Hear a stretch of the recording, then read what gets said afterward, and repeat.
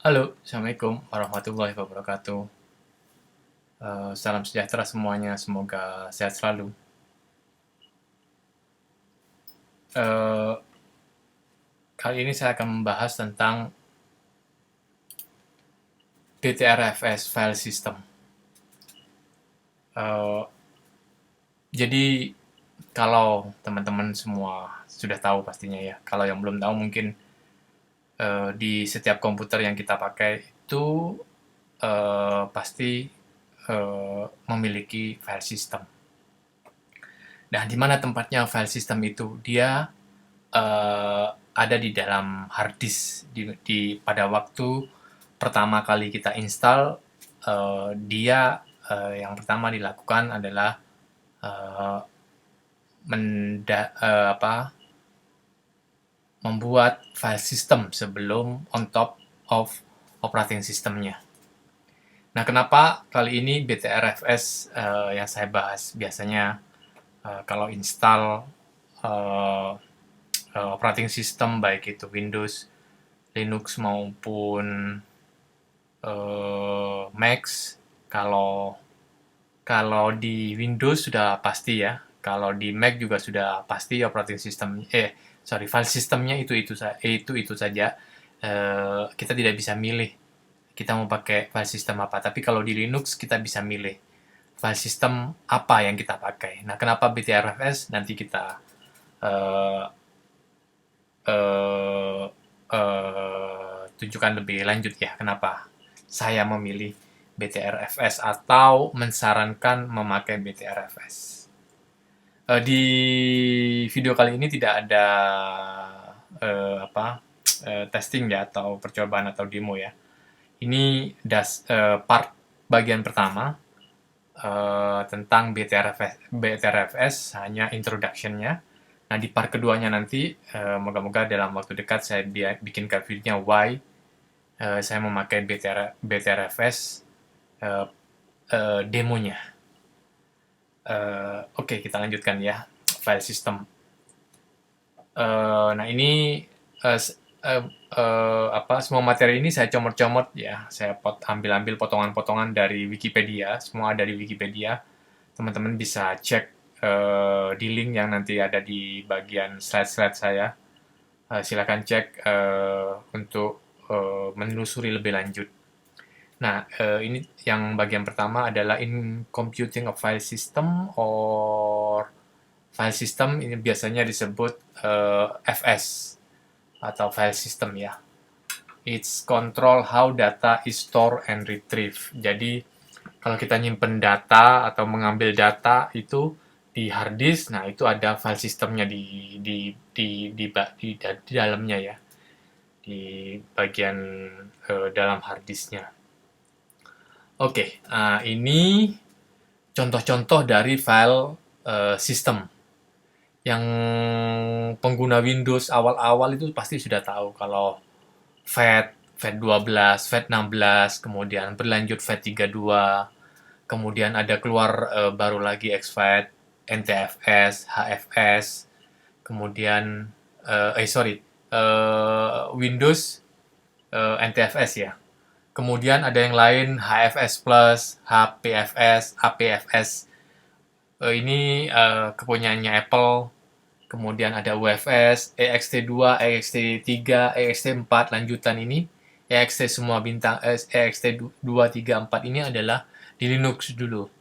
Awal-awalnya EXT2, EXT3 dan sekarang yang paling stabil EXT4. Kemudian ada XFS, ada BTRFS, full name-nya adalah B3 File System. Kemudian ada lagi file 2 yaitu kemudian Veritas File System, VMMS, ZFS, RacerFS. Nah, ini banyak sekali contoh-contohnya yang pernah saya tahu. Ya pasti keluarga VATS ya di Windows karena awal-awalnya saya juga alumni Windows. Walaupun sekarang nggak pernah pakai lagi, tobat ampun-ampun. Tapi namanya pekerjaan kan tetap kita harus melayani semua pemakai Windows. Kemudian HFS plus HPFS itu saya pakai karena saya memakai Mac. Kemudian ext2, ext3 ini saya juga pernah pakai. ext4 pakai sampai sekarang karena on top of Linux. Nah, yang terakhir running on my server is BTRFS. Yang lain mungkin RacerFS pernah coba, yang lain belum pernah saya. Oke, berikutnya Linux support numerous file system, but common choice for the system disk on block device include, nah ini ext bintang, nah ini keluarganya Linux, nah ini file sistemnya Linux ext2, ext3, ext4 seperti yang saya bilang, ada juga XFS, JFS, dan PTRFS. Ada yang lain, ini Memory Technology Device, ada UBFS, JFS S2, YAFFS, ini saya belum pernah coba. Squash ini biasanya umum jika kita menginstal Linux dia dikompres, kemudian dikompres file system ke sistem Linux kita. Biasanya dia memakai Squash FS. Itu sering saya lihat Squash FS ini. Kemudian macOS tadi sudah saya jelaskan. macOS atau formerly Mac OS X, dia menggunakan APFS. Sudah di-replace menggunakan HFS Plus, HFS tanda tambah atau plus ya.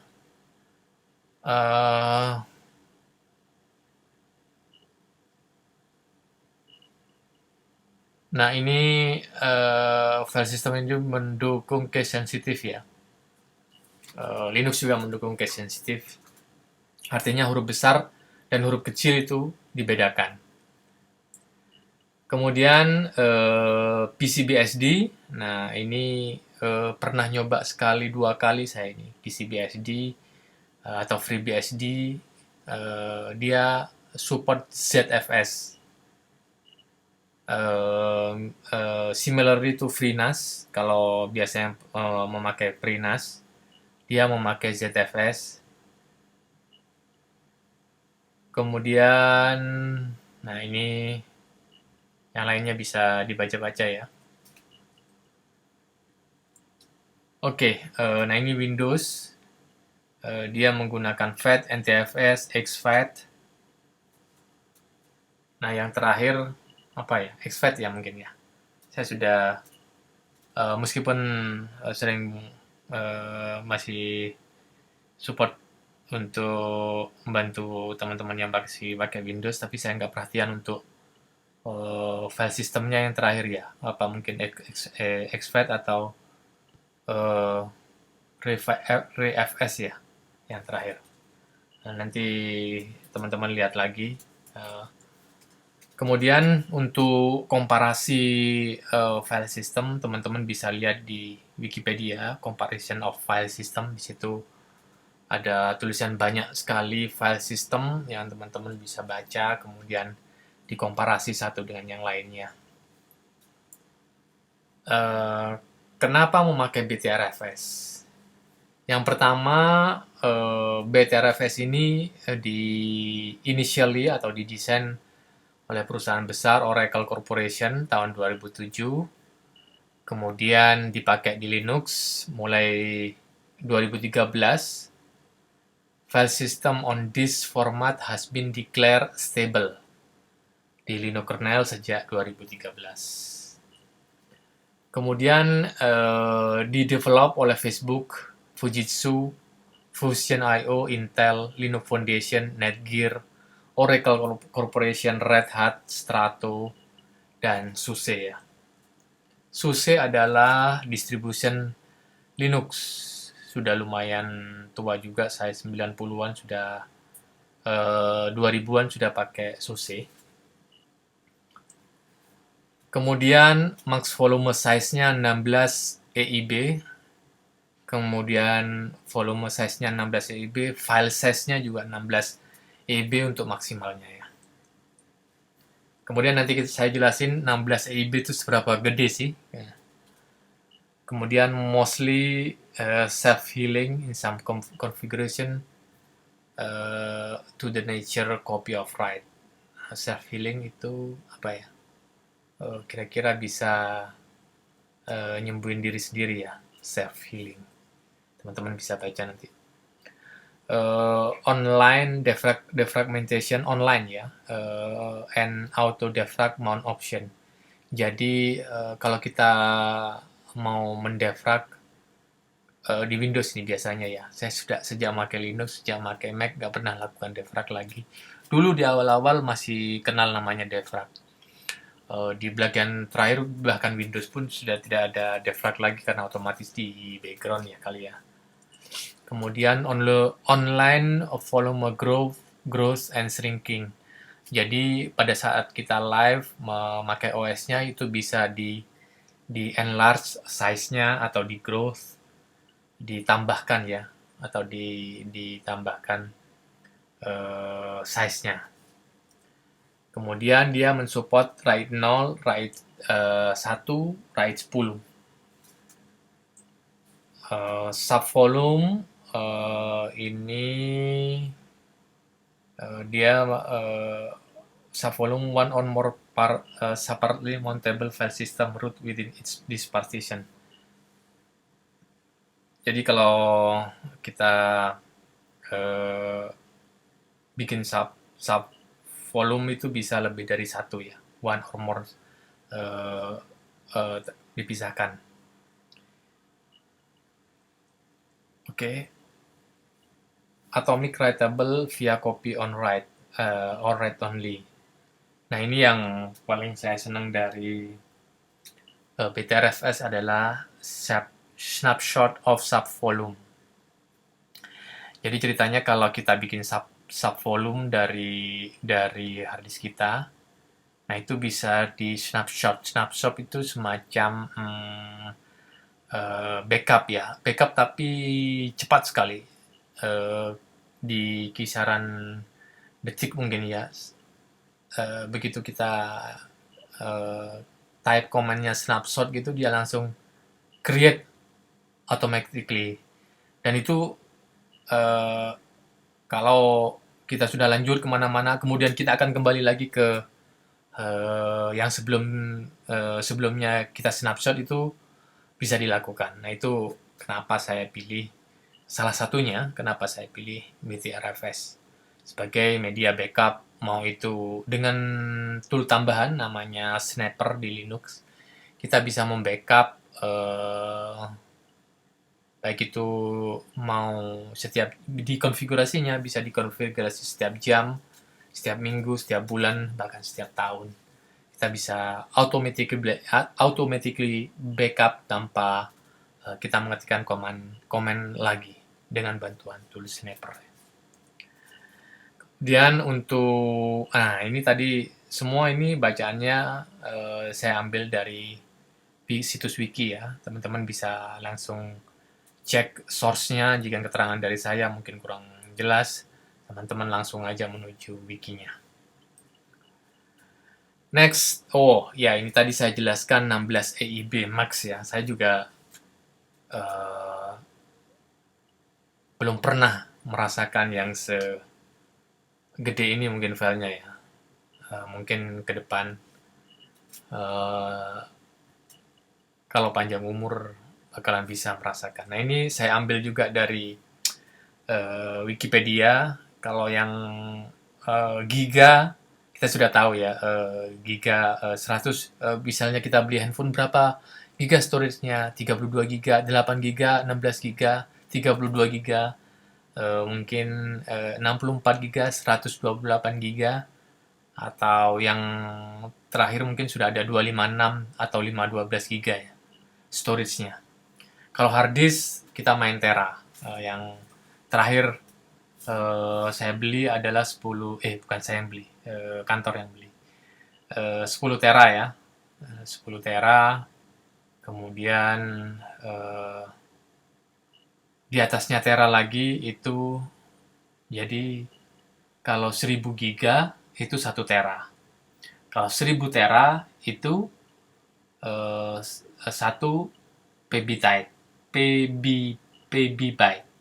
Kemudian 1000 PB-byte itu baru 1 XB-byte dan dia mensupport 16 XB-byte. Nah, bisa dibayangin ya. Kalau 100 tera saya sudah bisa kebayang. 120 tera saya sudah bisa kebayang. Karena di server bisa 12B, masing-masing 10 tera, sudah kebayang 120 tera. Di atasnya itu, di atasnya terabyte atau TB-byte ya.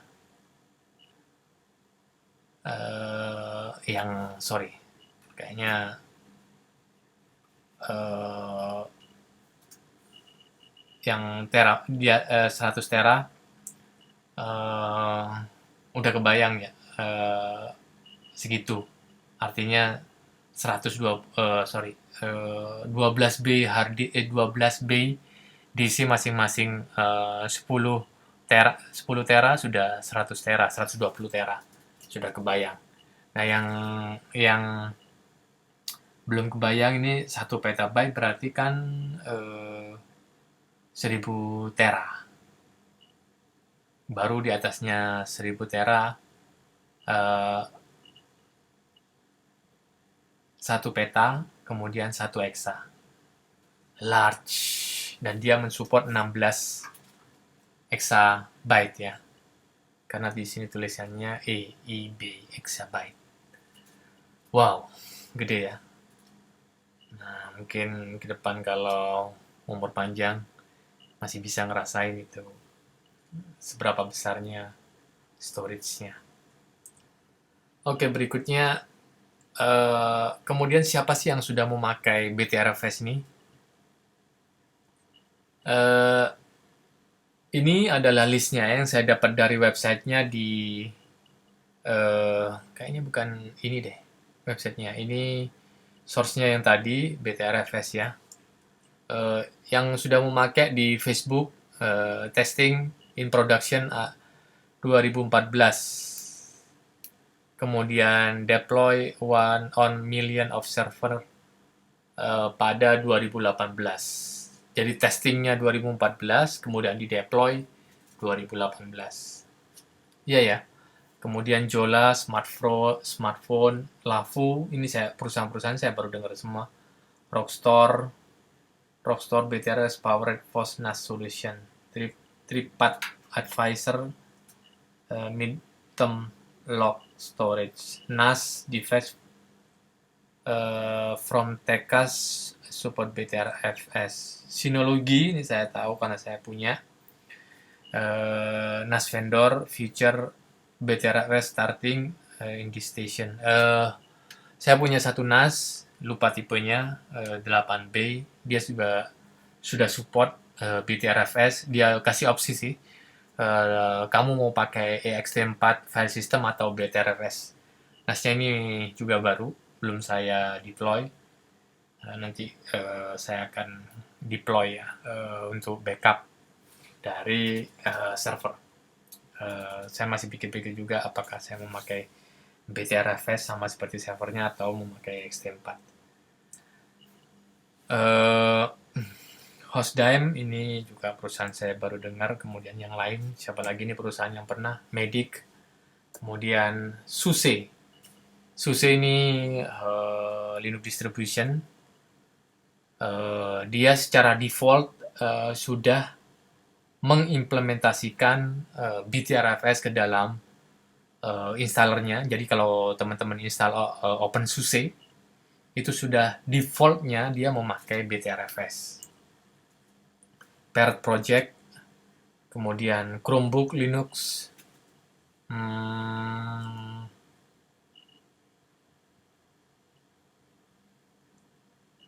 kemudian this company are currently working on adding BTRFS to production product. Netgear sedang